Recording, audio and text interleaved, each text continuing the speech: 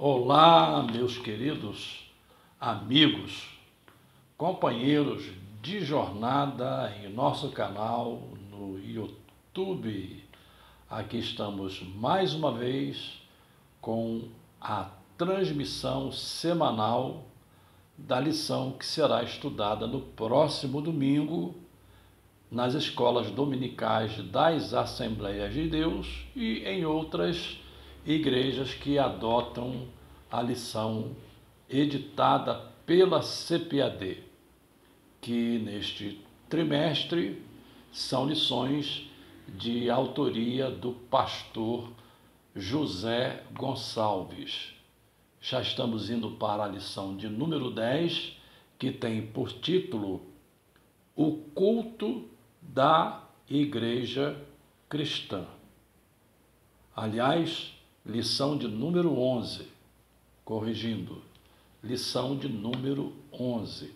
Faltam apenas mais 2 lições para terminarmos o nosso trimestre. A lição de número 12 e a lição de número 13.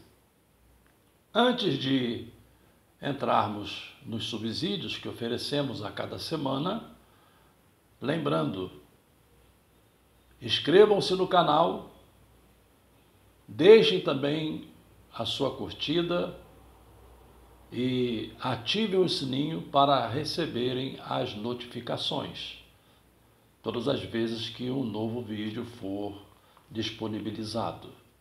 Além da transmissão semanal, temos aqui 4 séries.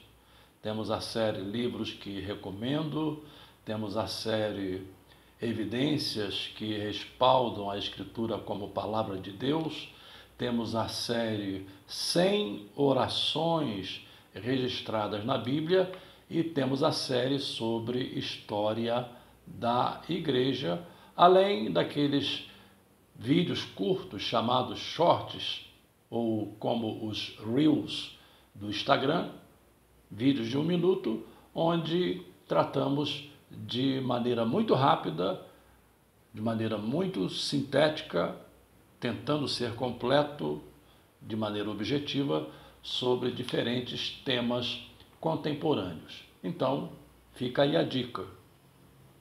Inscreva-se, curta, comente também, fique à vontade para comentar e venha formar conosco neste time de vencedores. E para mim é uma alegria imensa tê-los conosco e estarmos juntos nesta jornada. É uma jornada que fazemos juntos. Bem, vamos aos subsídios para esta semana, o culto da Igreja Cristã.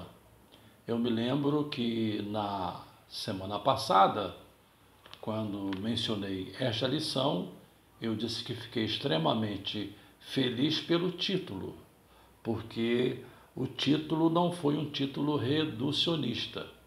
Ele poderia, por exemplo, pôr como título O Culto da Igreja Pentecostal. Talvez até por ser a revista destinada ao público pentecostal.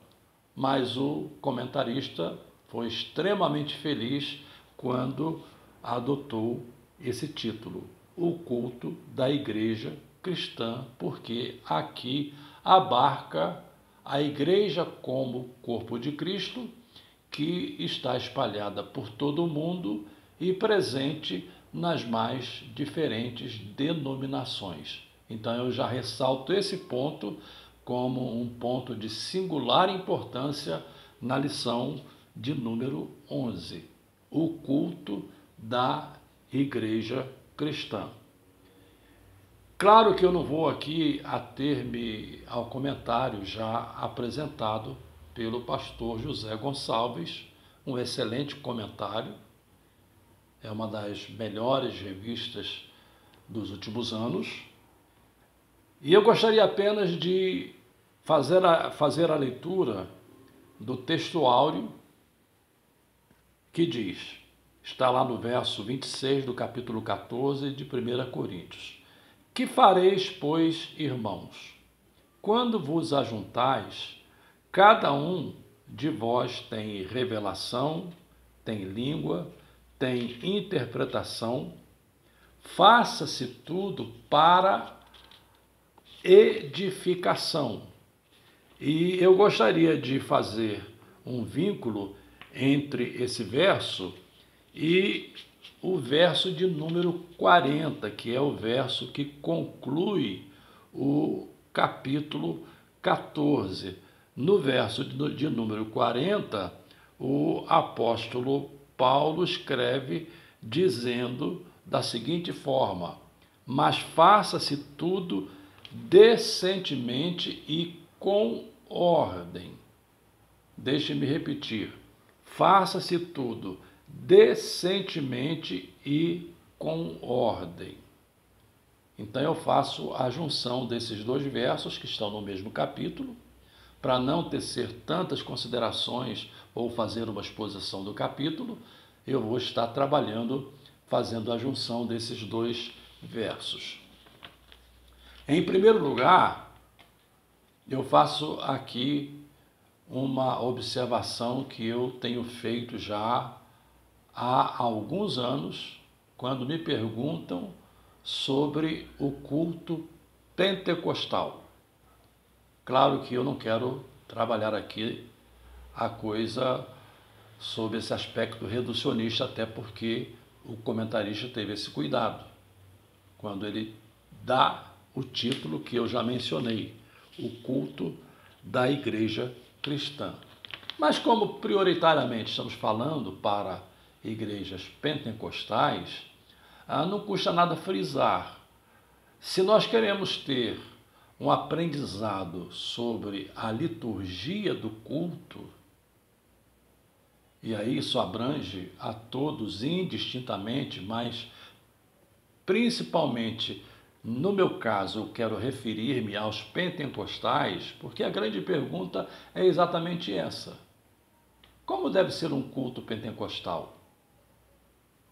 De que forma esse culto deve ser realizado, até porque nós pentecostais damos ênfase aos dons espirituais, à sua contemporaneidade, e em razão disso a pergunta tem a sua relevância, tem o seu significado.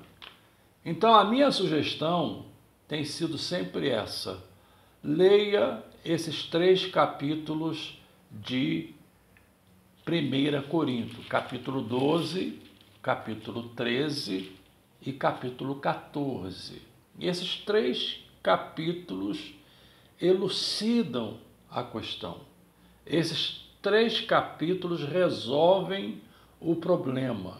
Esses 3 capítulos disciplinam o culto cristão de maneira geral, inclusive o culto pentecostal.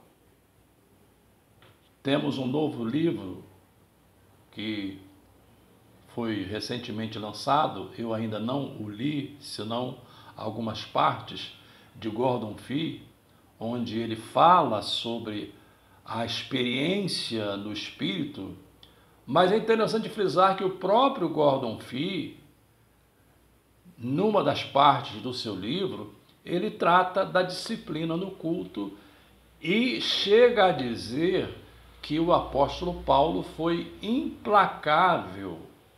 Essa é a expressão de Gordon Fee. O apóstolo Paulo foi implacável em disciplinar o uso dos dons na vida da igreja. Por isso é que eu inicio essa minha exposição rápida, não muito demorada, insistindo nesse ponto. Leiam esses 3 capítulos de 1 Coríntios, capítulo 12, 13 e 14. E ali nós temos o padrão, ali nós temos o modelo. Quando alguém pode vir com a preocupação de que, se formos tão exigentes no padrão que Paulo estabelece, nós temos o contraponto do próprio Paulo em 1 Tessalonicenses, capítulo 5, nos versos 19 e 20, que assim nos dizem: não extingais o espírito, não desprezeis as profecias. Em outras palavras, não é que Paulo, ao disciplinar o uso desses dons no culto, não é que ele esteja proibindo. É tanto que no próprio capítulo 14 ele diz: não proibais falar línguas, mas também acrescenta: buscai os melhores dons. Então ele não está proibindo. E o contraponto disso está exatamente em 1 Tessalonicenses, quando ele fala sobre não extinguir o espírito, não que o espírito possa ser extinguido, mas é no sentido de não darmos lugar no culto à ação do espírito.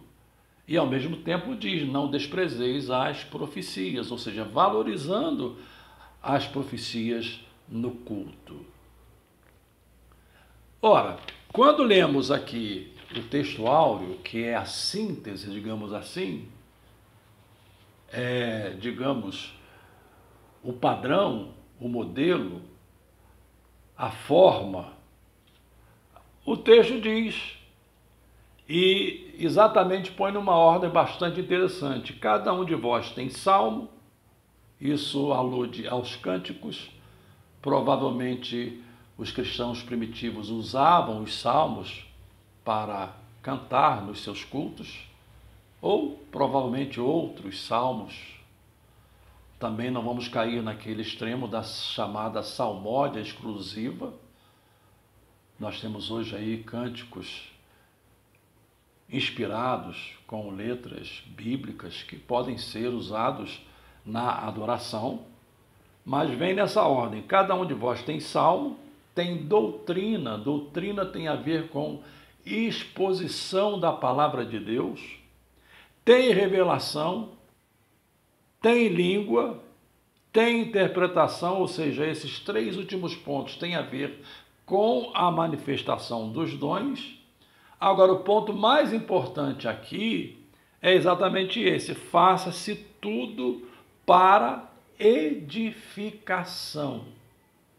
Quando olhamos esse termo edificação, tanto no seu sentido substantivo quanto no seu sentido verbal, edificar é construir. Edificar é levantar uma obra, é erguer uma obra.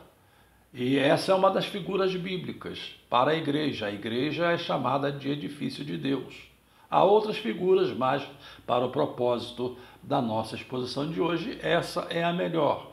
A igreja é um edifício, e a igreja é um edifício em construção. E esse edifício em construção se faz mediante o padrão que o próprio Deus estabelece, de maneira que esses atos de culto são atos que visam a edificação da igreja. Ou seja, a igreja é edificada através desses atos de culto. Então, algumas coisas a ponderar. Primeiro, o culto é uma unidade. Eu já disse isso aqui várias vezes, é possível que você já me tenha ouvido. Então você vai ouvir mais uma vez. O culto é uma unidade. Ele tem princípio, meio e fim.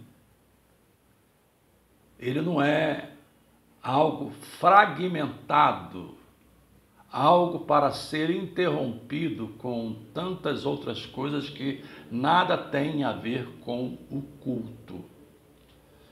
Segundo, por óbvio, o culto se presta a Deus pela mediação de Jesus Cristo, por isso o culto deve ser cristocêntrico. O culto é realizado ao redor da pessoa de Jesus e para ele e através dele, para que Deus receba o nosso culto como incenso de adoração. Esse é o sentido do culto. O culto não é prestado ao homem, o culto não é prestado a uma celebridade, o culto não é prestado a um personagem, por mais importante que seja, porque no culto a pessoa mais importante é a pessoa de Jesus Cristo e nós somos simplesmente adoradores. Mas, voltando ao ponto 1, quando eu disse que o culto é uma unidade, infelizmente, o que se percebe é que o culto muitas vezes é intervalado com tantas outras coisas, e eu quero ser prático, menos teórico, mas prático. O culto é intervalado às vezes com as apresentações, isso é uma coisa muito tradicional nas Assembleias de Deus. Apresentações às vezes que tomam de 10 a 15, 20 minutos e eventualmente você tem que apresentar o pastor, a esposa do pastor, o filho do pastor, o neto do pastor, o bisneto do pastor, e dali a pouco tem de apresentar tantas pessoas que o espaço do culto é tomado com algo que não lhe cabe, porque quem vai reunir-se comunitariamente vai reunir-se para adorar a Deus. Claro, se é um pastor visitante que será o pregador da noite, e mesmo que ele não venha a ser o pregador da noite, pode até ter o seu nome citado, mas essas apresentações cansam, essas apresentações interrompem, essas apresentações atrapalham. A palavra é essa. Outra questão que também intervala o culto, são os anúncios. Tantos anúncios. E às vezes não se faz tudo de uma vez. Às vezes durante o culto são 3, 4, 5 anúncios feitos porque se esqueceu de alguma coisa, e são aqueles bilhetinhos levados ao púlpito num sobe e desce, que interrompe, atrapalha, prejudica e tira esse sentido de unidade do culto. Tira um outro sentido também que o próprio comentarista menciona, que é o sentido de solenidade. O culto é solene, o culto é majestoso, o culto deve ter uma liturgia, e essa liturgia deve ser seguida do princípio ao fim. Então eu estou mencionando coisas que intervalam, coisas que interrompem, coisas que prejudicam o culto. Eventualmente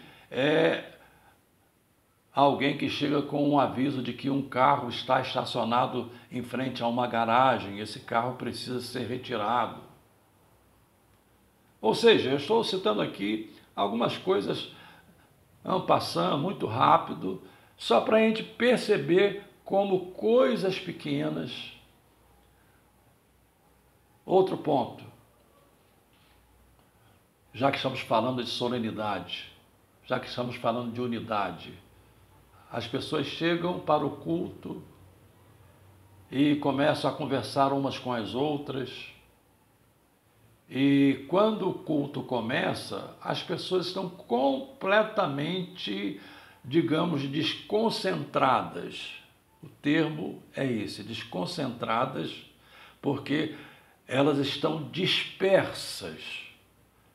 Passaram o início do culto conversando sobre A, B, C, sobre a chuva de ontem, sobre o temporal da semana passada, sobre a lavoura, sobre o trabalho, sobre a empresa, sobre a vida doméstica, que elas se dispersam, ficam desconcentradas e o culto começa como se fosse uma reunião qualquer e o culto fica tão assim desconcentrado que o líder, quem vai liderar o culto, tem que ficar perdendo ali 5 minutos às vezes para trazer o povo para o culto, para trazer a mente do povo, a mente que está dando voltas, vagueando aí, não sei por onde, para trazer a mente do povo para o culto.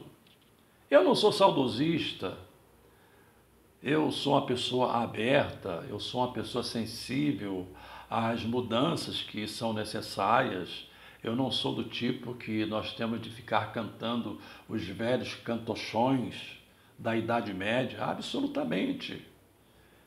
Eu acho que nós podemos ter bateria no culto, podemos ter outros instrumentais no culto. Para mim isso não tem problema nenhum. Eu só acho que o culto tem que ter ordem, e a ordem começa na nossa postura diante de Deus. Quando chegamos ao culto, e aí, como eu estava dizendo, não quero ser saudosista, mas eu me lembro que na minha infância as pessoas chegavam no culto. Claro, aquelas que tinham problemas de saúde ficavam assentadas.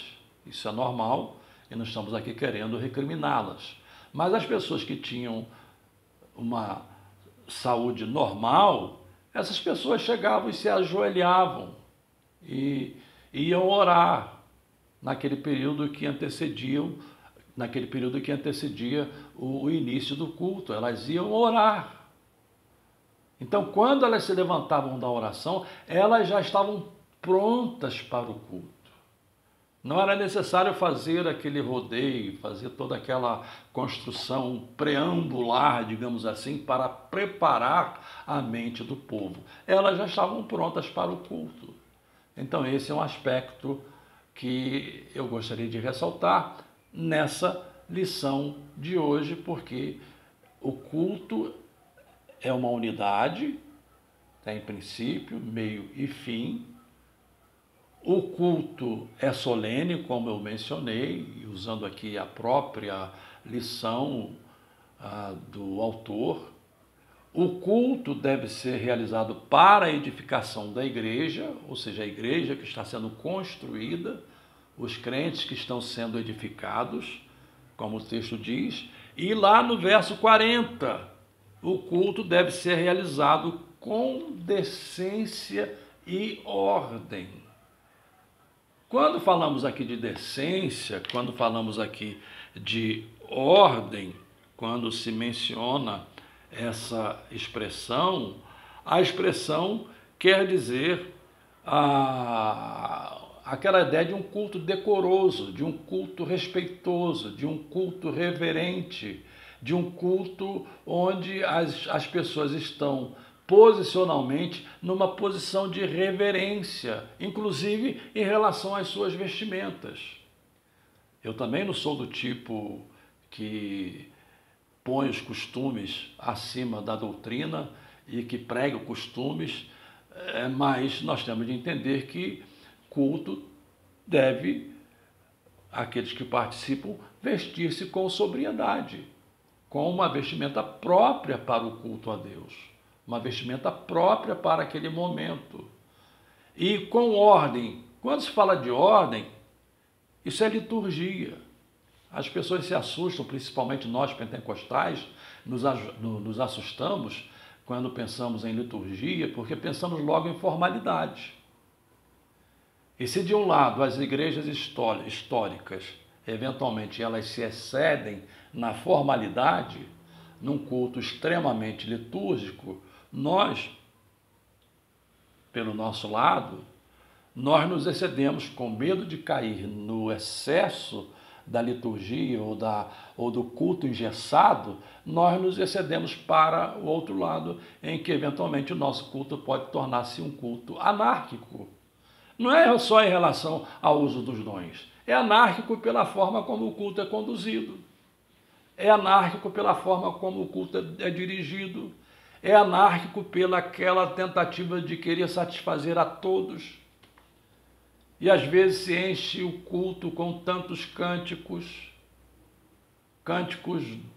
que envolvem conjunto A, conjunto B, conjunto C, irmão A, irmão B, irmão C, e eventualmente se deixam 10 minutos para aquilo que seria a pregação, aquilo que seria a mensagem, quando você percebe aqui no texto que logo depois do Salmo vem doutrina, ou seja, vem exposição. Culto sem exposição da palavra não é culto. Culto sem exposição da palavra está incompleto. Também culto sem adoração através dos cânticos. Agora, cânticos de adoração, não cânticos antropocêntricos, não cânticos que massageiem o ego das pessoas, mas cânticos que levem a igreja a adorar. Eu aproveito o ensejo nesse ponto para enfatizar que nós precisamos, hoje, por incrível que pareça, resgatar o cântico congregacional. Houve um tempo que isso se tornou uma rotina, era uma coisa mecanizada, aí veio a grande contribuição das comunidades com a adoração através dos chamados ministérios de louvor, e esses ministérios trouxeram a sua grande contribuição, inclusive com canções que ainda hoje são canções perenes, mas nós estamos indo para outro extremo em que esses ministérios em nossa igreja cantam às vezes 15, 20, 30, 40 minutos com o povo em pé. Irmãos, me escutem por favor, ficar em pé cansa.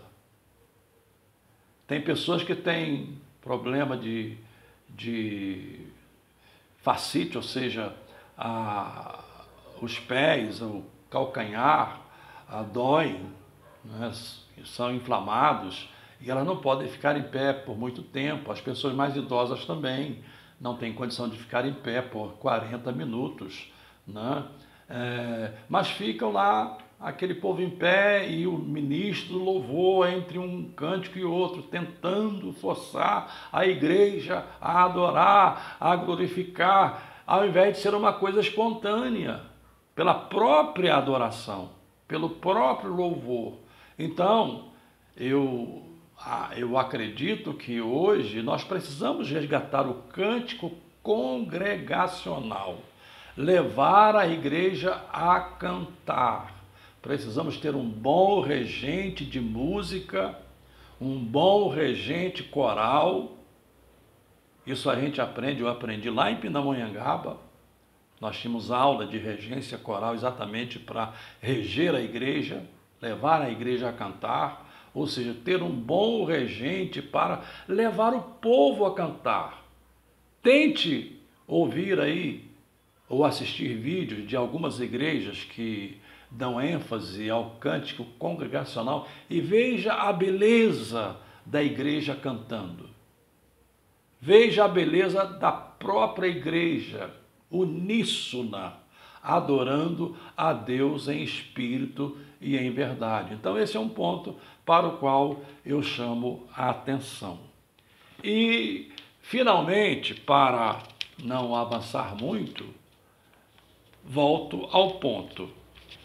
O texto áureo, não é, termina com revelação, língua e interpretação. Primeiro, revelação aqui não é no sentido de trazer valores para agregar a palavra de Deus, porque não há nada mais a ser agregado à palavra de Deus, o cânon já foi fechado, então nós temos a palavra completa. Revelação é naquele sentido preditivo. Quando falamos da profecia relacionada entre os dons espirituais, e também mencionada lá na lista de Romanos capítulo 12, nós temos 3 listas. Temos a de Romanos capítulo 12, temos a de 1 Coríntios capítulo 12 e a lista dos dons ministeriais de Efésios capítulo 4. Então, profecia é relacionada também lá em Romanos capítulo 12. Quando se fala em profecia, é no sentido preditivo. Pode predizer alguma coisa que vai acontecer amanhã, no sentido de precaução, no sentido de cuidado, no sentido de a igreja ou a pessoa estar atenta para aquela situação. E como exemplo eu uso Ágabo. Ágabo que profetizou a fome, e Ágabo também que desceu a Cesareia e profetizou as condições pelas quais Paulo passaria quando chegasse em Jerusalém. Talvez se fosse eu e ouvisse aquela profecia, eu diria, Deus está dizendo para eu não ir. Mas Paulo não entendeu dessa forma. Paulo entendeu como uma mensagem preditiva para ele estar preparado para enfrentar aquela situação que lhe aguardava em Jerusalém.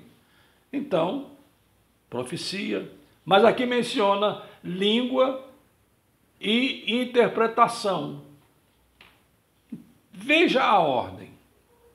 Por que interpretação vem depois de língua? Aqui no verso de número 26.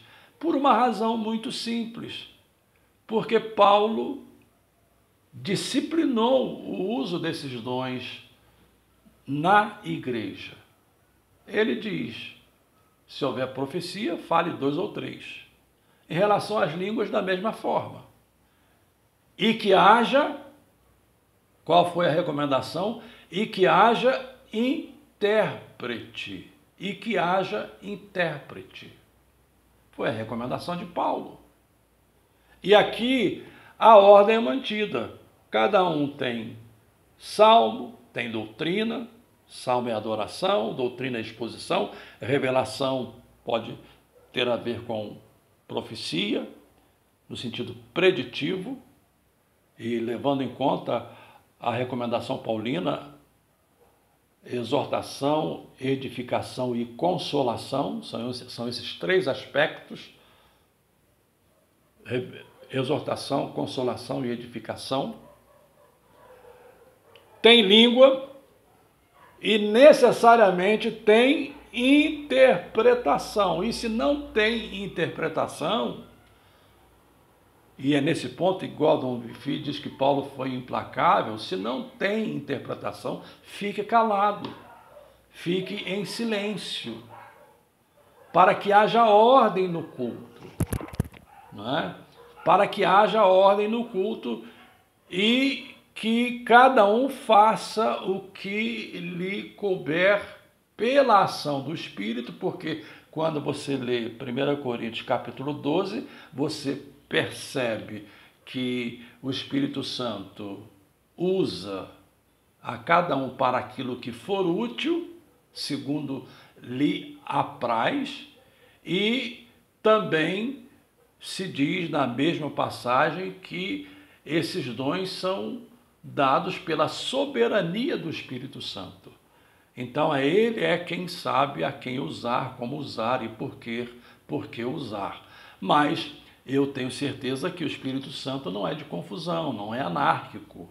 Ele é um espírito de ordem e essa ordem aparece, inclusive, nos atos criativos, no início do universo, onde o Espírito Santo teve participação plena, participação ativa. Então, não é tirar a solenidade do culto, não é tirar a majestade do culto, não é tirar aquele momento, por exemplo, em que todos oram juntos, glorificam juntos, adoram juntos, não é tirar aquela manifestação, digamos, ruidosa, como foi mencionado aqui pelo comentarista, citando Menzi. Não é isso que eu estou propondo. Eu estou propondo um culto segundo a Bíblia. Um culto segundo 1 Coríntios capítulo 12, 13 e 14. E aí você há de convir comigo, porque você não é, talvez, uma pessoa tão idosa, mas pode ser que esteja na minha faixa de idade e tenha sido criança no mesmo período de tempo em que eu fui criança. E você se lembra que era comum haver nos cultos profecias. Era comum também haver a interpretação das línguas. De repente alguém começava a falar em línguas e dali a pouco outro começava a interpretar. Isso era comum. Isso não era algo, e quando eu falo dessa forma, porque hoje existe aí uma tentativa de se promover o movimento pentecostal, e eu acho válido promover, mas, minha gente, pentecostalismo não é academia só, Pentecostalismo é para o chão da igreja. Eu me lembro, na minha infância, nos cultos, em alguns deles, não em todos, havia aquilo que chamamos de cânticos espirituais. E eu pergunto, e hoje? Quais são os cultos onde vemos a profecia? Quais são os cultos onde vemos alguém falar em línguas e depois uma outra pessoa interpretar? Quais são esses cultos? O que a gente vê é aquela balbúrdia, não é? E Paulo corrige isso.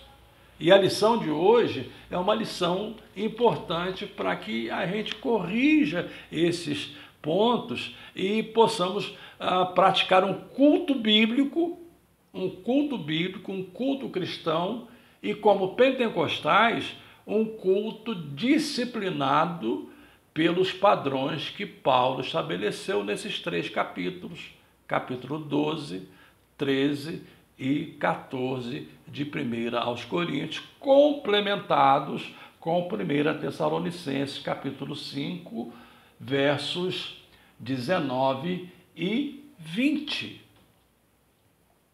E com o último verso do capítulo 14, o verso de número 40, muito bem citado aqui pelo comentarista, mas faça-se tudo decentemente e com ordem, e o comentarista aduz, e eu vou citá-lo ipsis literis. Isso nos leva a compreender, portanto, de acordo com a Bíblia, que o culto precisa ter decoro, decência e ordem. Se tiver esses 3 elementos, nós estaremos prestando um culto que agrada a Deus. Porque senão, a grande pergunta de Deus será essa: que culto é esse que vocês estão me prestando? A grande pergunta de Deus será essa: é a mim que vocês estão prestando culto ou aos homens? Eu tenho um cuidado imenso. Claro, tenho minhas falhas. Eu não vou confessá-las aqui, porque senão vocês vão dizer, pastor Jeremias é pecador, e vocês estão corretos. Sou pecador arrependido, lavado pelo precioso sangue de Jesus, mas tenho as minhas falhas. Mas eu tenho alguns cuidados. Por exemplo, eu não gosto de chegar no culto depois de o culto iniciado. Eu procuro sempre chegar antes do culto. Faço as minhas viagens, tenho as minhas agendas, tenho os meus compromissos, e aonde eu chego eu digo ao pastor ou a quem fica encarregado em me apanhar no local onde eu estou hospedado, para que me apanhe antes de o culto começar, porque eu vou ao culto para adorar com a igreja. Então são cuidados que eu tomo. Eu evito ao máximo conversar no culto, porque culto não é lugar de conversa. Pode ser que eventualmente haja necessidade de você fazer alguma comunicação imediata e urgente, e se entende isso perfeitamente, mas culto não é lugar de converseiro. Começou o culto, não é preciso o pastor ficar batendo. Antigamente também tinha esse lado, né? Vocês devem lembrar-se, tinha uma campainha e ficava ali, pam, pam, pam, pam, batendo a campainha. Também não é para isso, né? Então, o que é preciso fazer? É ensinar. Mas hoje o pessoal só quer reteté, o pessoal só quer barulho, o pessoal só quer celebração, o pessoal só quer culto do corredor de fogo. Eu nunca vi isso, culto do corredor de fogo. Faz-se uma roda e você passa no meio daquela roda, e aquela é a roda do fogo. Eu estive numa igreja dessas e eu não me levantei para passar no corredor. Me deram lá um potezinho com água para tomar antes de passar pelo corredor. Eu joguei a água do lado, porque eu não tomo água benta, eu não tomo água ungida, né? Mas tive que assistir aquela, eu fui lá para cumprir um outro papel, um outro compromisso, tive que assistir aquela bobajada toda, né? Culto do Corredor de Fogo e tantas outras coisas, tantas outras inovações, né? Que tiraram o sentido do culto hoje. Era isso que eu tinha a dizer hoje como subsídio para os nossos professores que vão estar no próximo domingo ou no outro dia da semana, diante de sua classe para lecionar esta lição. Lição de número 11, o culto da igreja cristã. Que bom tê-los conosco. Eu fico agradecido a Deus por esse privilégio de desfrutar da companhia de cada um de vocês e repito, não custa nada. Inscreva-se em nosso canal, curta o vídeo, porque cada curtida aumenta o tráfego do vídeo. Então curta o vídeo. Se puder e quiser, deixe o seu comentário e ative o sininho para receber as notificações e até a próxima semana, se o Senhor permitir, em nome de Jesus. Um grande abraço.